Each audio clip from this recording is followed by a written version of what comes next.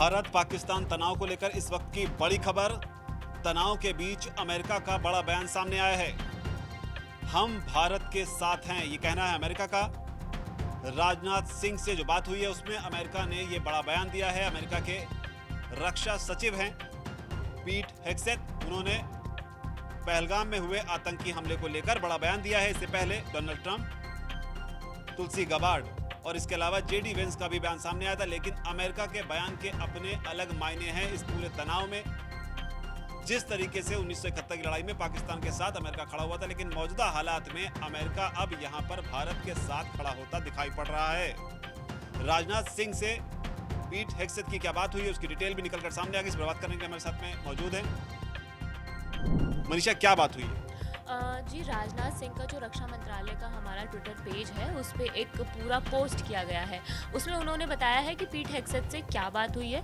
सबसे पहले तो पीट हेग्सेथ जो है, उन्होंने जो पहलगाम हमला हुआ उस पर दुख व्यक्त किया है। उन्होंने कहा है जितने भी निर्दोष लोगों की जान गई है उस पर हमारी संवेदनाएं हैं।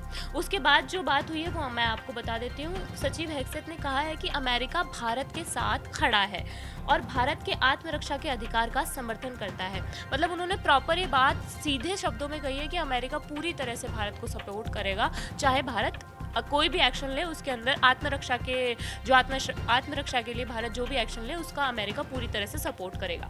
उसके बाद उन्होंने कहा है कि आतंकवाद के खिलाफ भारत की लड़ाई में अमेरिका सरकार के मजबूत समर्थन को दोहराया है। मतलब ये रक्षा मंत्रालय के पेज से कहा है कि हेग्सेथ ने आतंकवाद के खिलाफ जो भी भारत की लड़ाई होगी उसमें अमेरिकी सरकार उसका मजबूत समर्थन दोहराएगा। इन्होंने ऐसा लिखा है। इसी बातचीत में जो हमारे रक्षा मंत्री है राजनाथ सिंह, उन्होंने हेग्सेथ को ये बताया है कि पाकिस्तान का इतिहास रहा है हमेशा से टेररिज्म को सपोर्ट करना, फंड करना और उनकी ट्रेनिंग करना। उन्होंने ये बात हेग्सेथ को बताई है कि हमेशा से ही पाकिस्तान उनका इतिहास रहा है ये चीज़ करने का। फिर उसके बाद जो उन्होंने राजनाथ सिंह ने आगे कहा है कि वैश्विक समुदाय यानी ग्लोबल कम्युनिटी के लिए आतंकवाद के ऐसे जघन्य कृत्यों का स्पष्ट रूप से निंदा करना और उन्हें उजागर करना बहुत महत्वपूर्ण है। ये जो हमारे रक्षा मंत्री हैं उन्होंने ये बात वहाँ अमेरिकी रक्षा सचिव से कही है। उन्होंने कहा है कि ये जो अब जो टेररिज्म हो रहा है ना, इसको अब हमें पूरी तरह से इसका खुलासा करना पड़ेगा, इस पर कोई बड़ा एक्शन लेना ही लेना पड़ेगा। तो कुल मिलाकर ये बातचीत तब हुई है जब लगातार पाकिस्तान ये मांग करता रहा अंतर्राष्ट्रीय समुदाय से कि जो भी स्थिति यहाँ पर बनी है भारत और पाकिस्तान को लेकर उसमें दखलंदाजी की जाए। लेकिन दखलंदाजी अब हुई है और दखलंदाजी में सीधे पाकिस्तान को छोड़कर अमेरिका यहाँ पर भारत के समर्थन में खड़ा होता नजर आ रहा है। जिन शब्दों का इस्तेमाल किया है कि हम भारत के साथ खड़े हैं, ये जाहिर तौर पर पाकिस्तान के लिए एक बड़ा झटका है। हालांकि इस बीच अमित शाह का भी इस मामले पर एक बड़ा बयान सामने आया है कि ऐसे दौर में जब लगातार विपक्ष के कई नेता इंतजार कर रहे हैं कि आखिर भारत हमला करेगा तो करेगा कब। अमित शाह ने क्या कहा है वो भी जानने की कोशिश करते हैं। जी, अमित शाह ने एक बहुत बड़ी बात कही है। उन्होंने कहा है कि जितने भी लोग हैं जो इस घटना में जो ये अपराध हुआ है इसमें जितने भी लोग इन्वॉल्व हैं उनको चुन चुन के मारा जाएगा।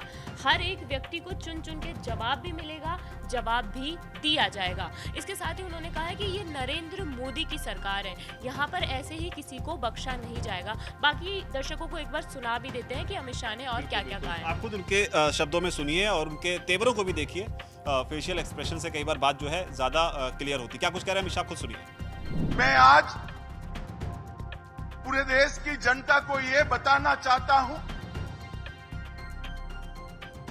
कि 90 के दशक से कश्मीर में जो आतंकवाद चला रहे हैं उनके खिलाफ हमारे प्रधानमंत्री नरेंद्र मोदी जी का जीरो टॉलरेंस का नीति। हम मजबूती के साथ अपनी लड़ाई लड़े हैं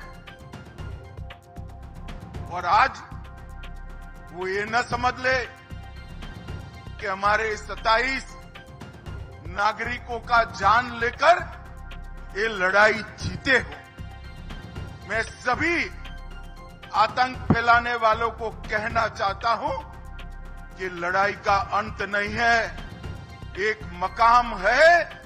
हर व्यक्ति को चुन चुन कर जवाब भी मिलेगा, जवाब भी लिया जाएगा।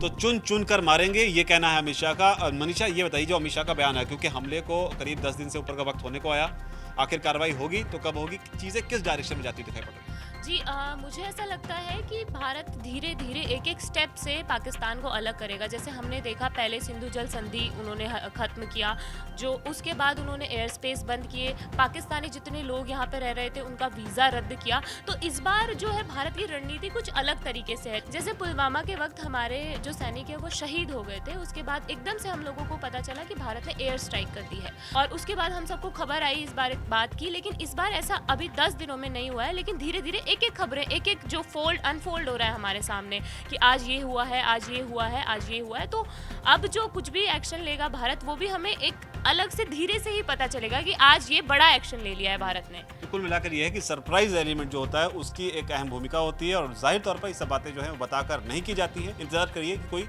बड़ा कदम भारत उठाएगा, जिसका इंतजार देश जो है वो कर रहा है। आपका इस पूरे मामले को लेकर क्या कहना है, नीचे आकर कमेंट सेक्शन में जरूर लिखें, और दैनिक जागरण के यूट्यूब चैनल को सब्सक्राइब करें ऐसी जानकारी के लिए।